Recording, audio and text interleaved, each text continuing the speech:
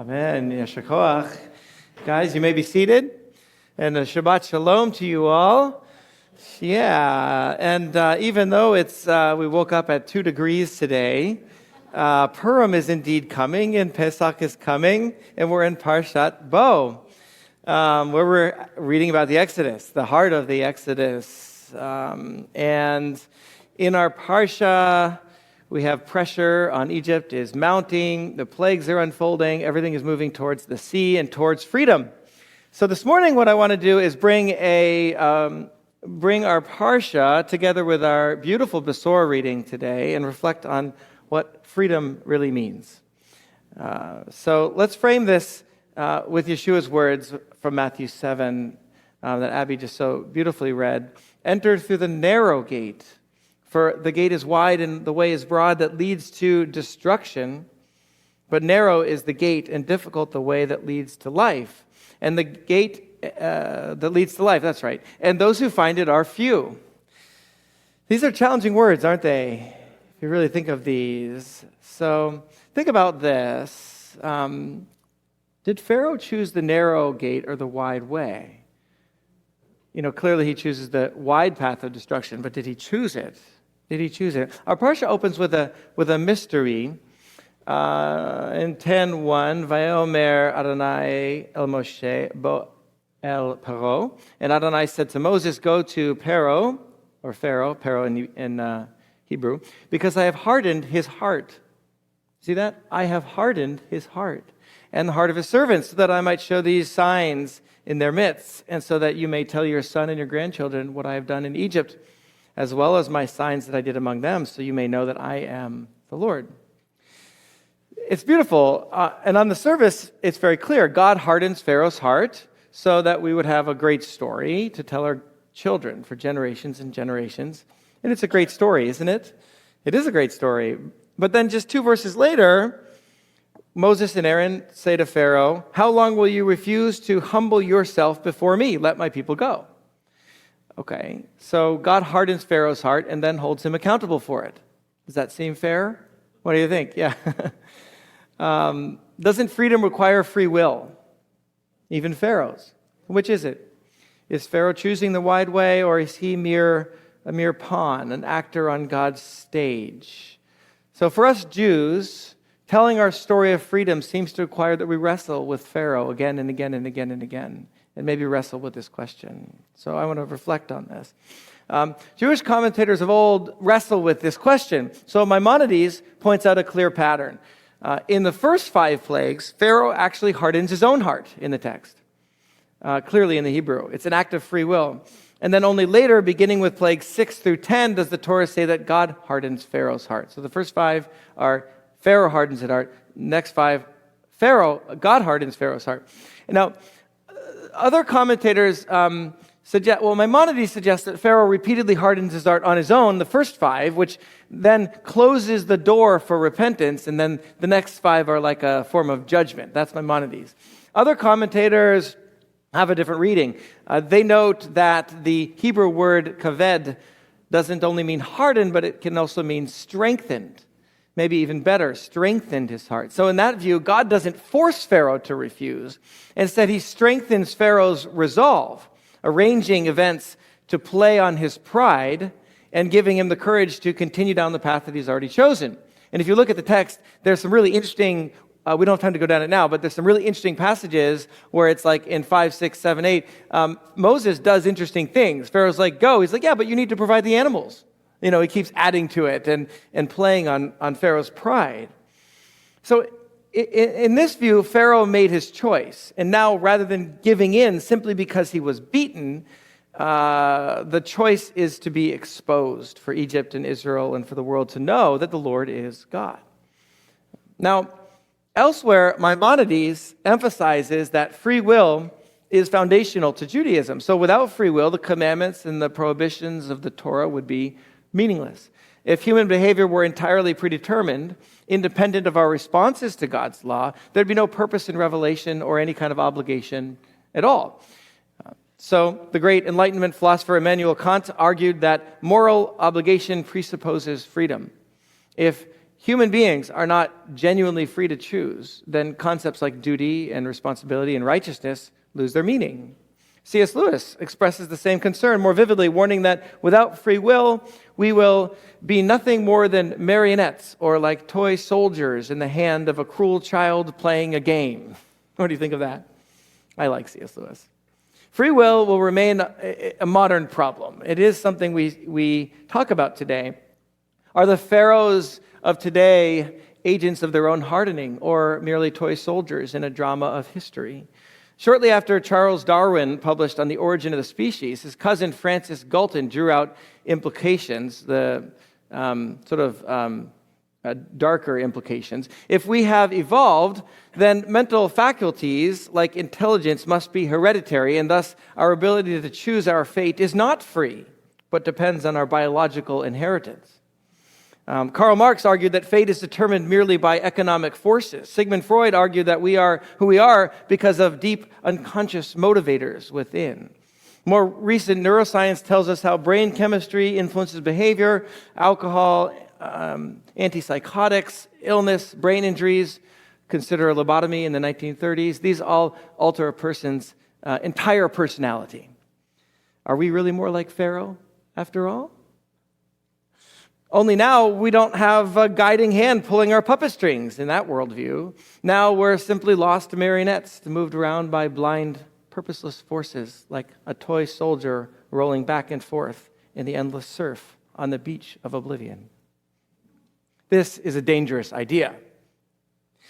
Recent studies suggest that determinism does something subtle but very dangerous. It obscures the narrow gate of life from view while quietly leading us down the wide path without even noticing. In one study, researchers actually divided participants into two groups. So one group was taught that free will is an illusion, and the other was not. When both groups were given opportunities to cheat, lie, and steal, those who had rejected the free will consistently chose to act immorally over the others. In another study, they measured groups of day laborers and compared workers' beliefs in free will with their job performance. Those who believed that they were responsible for their own actions showed up more reliably and performed better than those who didn't. And it was a better indicator, worldview was a better indicator of performance than any kind of self-professed work ethic. Another study found that students who believed this quote, "Science has demonstrated that free will is an illusion," were less likely to volunteer their time or give to a homeless person than were those who had a belief in free will that was stronger. Isn't that interesting? A diminished belief in free will has also been linked to increased stress, unhappiness, a weaker commitment in relationships. Okay, here's a quote from Stephen Cave in an article in The Atlantic. "Believing that free will is an illusion has been shown to make people less creative, more likely to conform, less willing to learn from their mistakes, less grateful to one another. In every regard, it seems when we embrace determinism, we indulge our darker side." So when people stop believing they are free agents, they stop seeing themselves as accountable for their own actions. So philosophers like Saul Smilansky from the Hebrew University in Haifa have proposed a different approach. Instead of determinism, let's call it illusionism. So the idea here is that society cannot afford for people to internalize the truth about free will. Therefore, it must be confined to the ivory tower. So the uninitiated must be kept in the dark so that we'll maintain the illusion of free will for the public.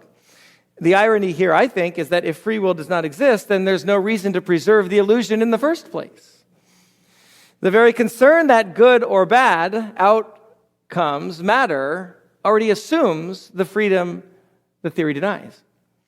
More ironically still, other determinists criticize Smilansky for encouraging people to live a lie. It's a critique that itself depends on a moral responsibility they claim does not exist. Okay. There's a glaring contradiction that happens in our culture. Let's go to Rabbi Sachs, Jonathan Sachs. Secularists believe, he says, that nothing should constrain our freedom to choose to do whatever we want to do or be whatever we want to be, so long as it does not harm others. Their supreme value is autonomous choice. This is secular humanism. On the other hand, secularists tell us that human freedom does not exist. Why then should we invoke freedom to choose as a value if, according to science, it is an illusion? If free will does not exist, why be bothered by the addictive nature of video games, he says, or social media? Why prefer genuine reality to virtual reality? It was Nietzsche who rightly observed that the greater our scientific achievements, the lower our view of the human person. No longer the image of God, we have become mere incarnated algorithms. So in the end, the secularists and scientists are just about as perplexed about free will as the rabbis of old, wrestling with the hardening of Pharaoh's heart. Full circle. And we're still left with Yeshua's words, haunting for some and life-giving for others.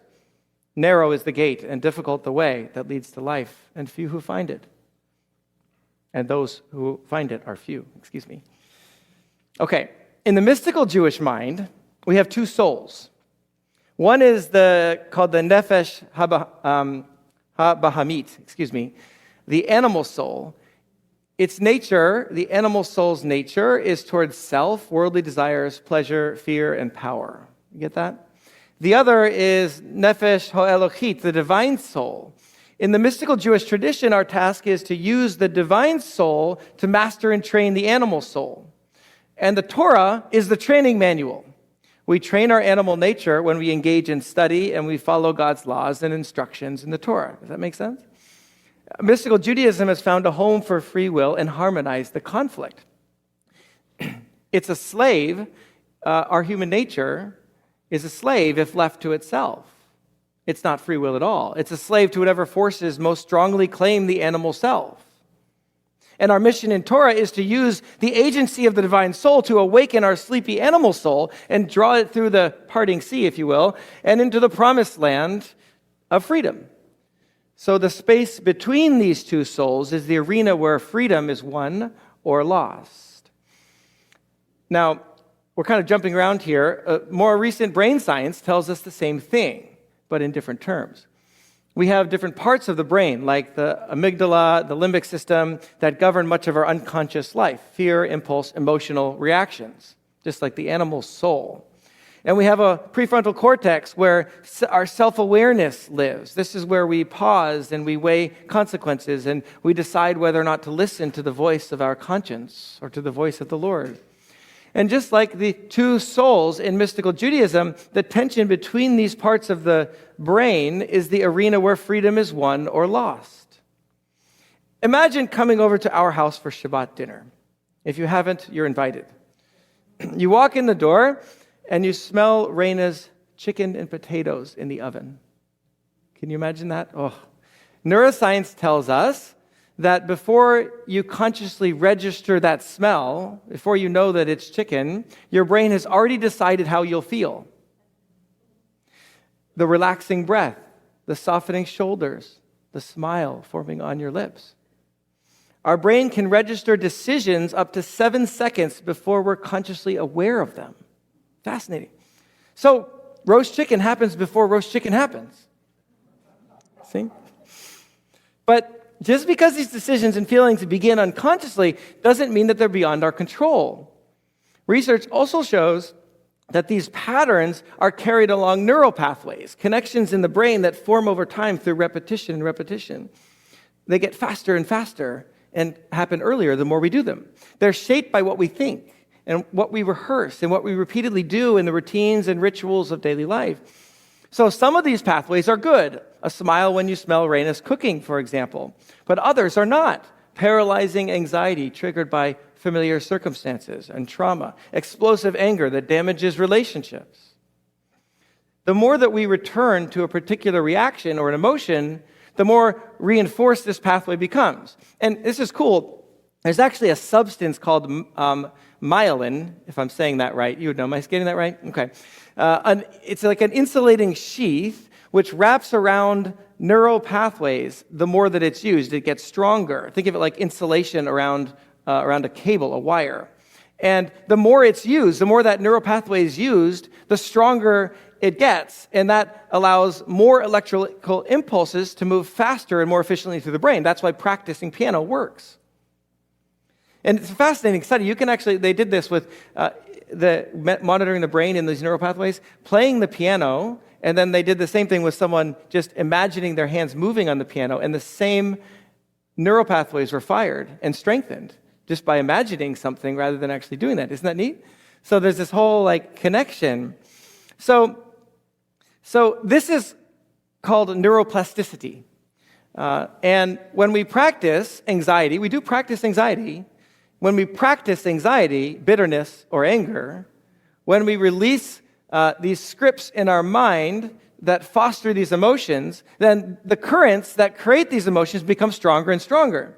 When we repeatedly give in to temptation or live in self-centered ways, those pathways become more and more efficient. This is how we become slaves, and we lose our freedom. And I wonder if this is how Pharaoh hardened his heart at first, and how over time his heart was hardened for him. Choosing another way became harder and harder. In his hunger for power, Pharaoh became one of his own slaves. So I wonder if Pharaoh really did have a choice until he slowly surrendered the freedom to use the choice at all. This is why neuroplasticity matters. It reminds us that there is a conscious, relative, reflective part of the brain in our mind that's capable of shaping our automatic responses and habitual behaviors. It's a game changer. And Judaism has known this for a long time. So here's the life-shaping idea. Free will, then, is something that we truly possess, but not as an absolute. It's something that we must nurture and form. Just as the mystical Jewish tradition teaches that the divine soul must train the animal soul, free will requires conscious effort. The slow work of shaping and awakening our deepest selves from the sleepiness of unconscious life. Returning to C.S. Lewis, he got this before these studies were available, and he reflected on his image of toy soldiers. And he confesses that in reality we are like toy soldiers, but our job, where our agency of free will lies, is to ever so gradually transform a toy soldier into becoming a real human being, modeled and shaped in the image of God. The toy soldier comes to life within us. Again, long before brain science, Judaism understood this at a very deep level.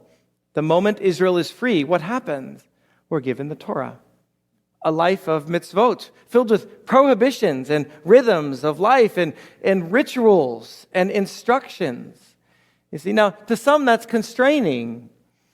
But what's going on, it's the narrow way. Our arena of agency actually narrows. And in doing so, we're given 1,000 chances every day to be free. Endless moments of choice. Should I do this or that? Should I eat this or should I eat that? Should I feel this way or feel that way? How should I respond? What do I do first thing in the morning? Who do I want to become? These choices shape us into who we will become, you see? So Torah gives us values and principles that we must choose to make our own. An identity that we choose to step into, a people who we must choose to belong to. And then we're given rituals.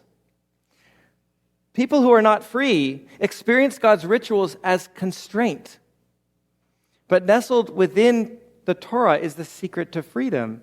Rituals create space to practice again and again. Actions become routines. Routines become a way of life, a new neural pathway. That way of life shapes us into free people.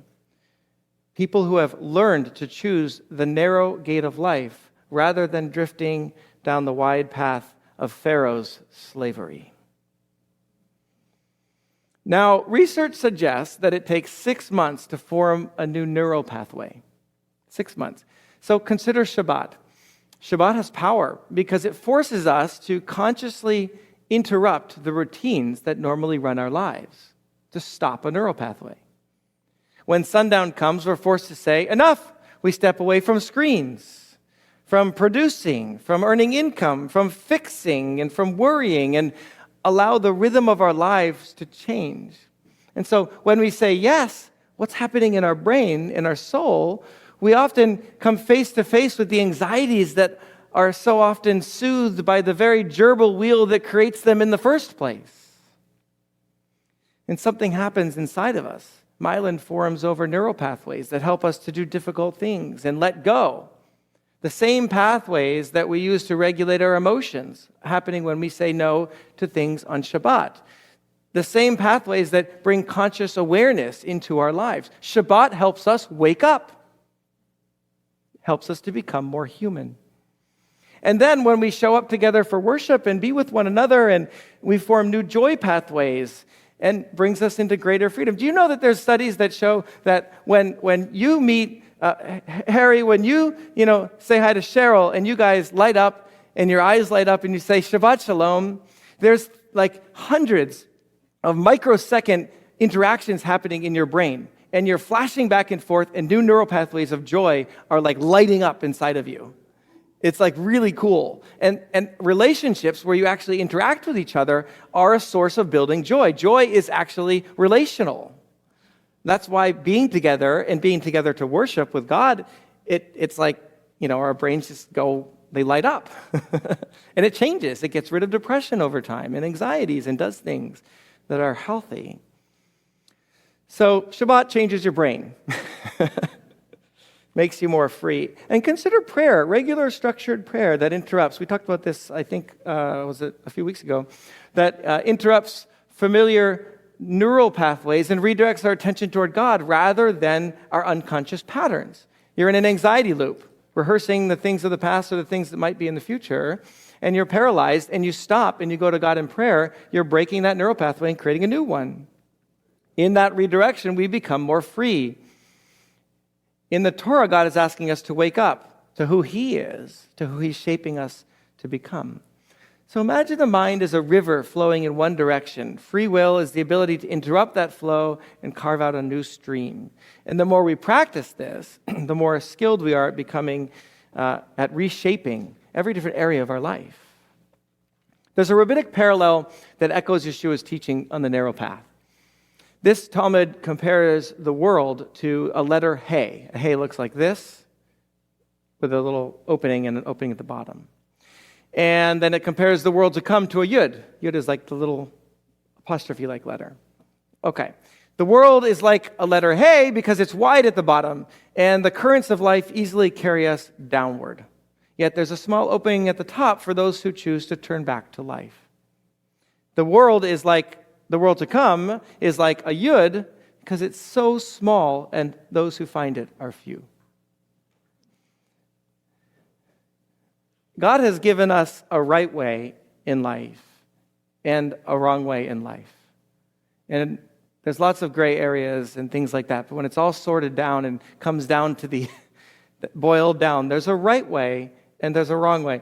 He's given us the ability to crystallize ourselves one way or the other. Enter through the narrow gate. Narrow is the gate and difficult the way that leads to life, and few find it. The way of life requires work. And without that inner work, we simply remain asleep. Yeshua is placing before us the ultimate expression of free will, the slow accumulation of choices that shape who we are, who we will become for eternity. And then Yeshua ends our Besorah with an image. Those who hear His words and act on them are like the one who builds a house on a rock. Storms come and it stands, but those who hear and do not act on them are like building on sand. The storm comes and great is its fall. Pharaoh built a house on sand. Whether we joined Pharaoh at the bottom of the sea or Moses on the other side of it, is shaped long before the water closes. After all is sifted and sorted out, there are two kinds of people. Those who wash away like sandcastles in the surf as the tide comes in, and those who act on God's gift of freedom and build something that lasts forever. The rock, Yeshua tells us, is not a single dramatic decision as much as the daily direction of our heart. The thousands of small choices, some larger, some smaller, that seek the kingdom of heaven above all else. And later in the Besorah of Yochanan, Yeshua makes a striking claim about the narrow bridge itself. He says, I am the gate, the way. I am the bridge. If anyone comes in through me, he will be saved. So out of the countless paths and choices that shape us into real human beings, the most decisive direction is to trust him and to follow him and to let his life become our own. Because he is the way of eternal life, the way of the kingdom of heaven, and the way of ultimate freedom. Shabbat shalom, everybody. Of the house of Israel, in the mouths of the people, in the mouths of the house of Israel, and may your descendants and the descendants of your people Israel be those who know your name and study your Torah, for Messiah's sake, for Messiah.